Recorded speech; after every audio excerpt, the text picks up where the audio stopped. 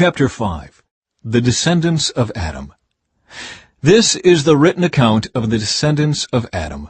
When God created human beings, He made them to be like Himself. He created them male and female, and He blessed them, and called them human.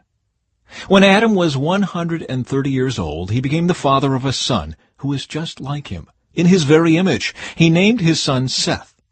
After the birth of Seth, Adam lived another 800 years, and he had other sons and daughters. Adam lived 930 years, and then he died. When Seth was 105 years old, he became the father of Enosh. After the birth of Enosh, Seth lived another 807 years, and he had other sons and daughters. Seth lived 912 years, and then he died. When Enosh was 90 years old, he became the father of Kenan. After the birth of Kenan, Enosh lived another 815 years, and he had other sons and daughters. Enosh lived 905 years, and then he died. When Kenan was 70 years old, he became the father of Mahalalel.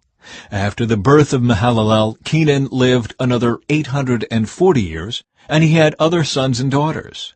Kenan lived 910 years, and then he died. When Mahalalel was 65 years old, he became the father of Jared. After the birth of Jared, Mahalalel lived another 830 years, and he had other sons and daughters. Mahalalel lived 895 years, and then he died. When Jared was 162 years old, he became the father of Enoch. After the birth of Enoch, Jared lived another 800 years, and he had other sons and daughters. Jared lived 962 years, and then he died. When Enoch was 65 years old, he became the father of Methuselah. After the birth of Methuselah, Enoch lived in close fellowship with God for another 300 years, and he had other sons and daughters. Enoch lived 365 years, walking in close fellowship with God.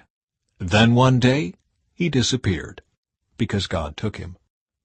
When Methuselah was 187 years old, he became the father of Lamech.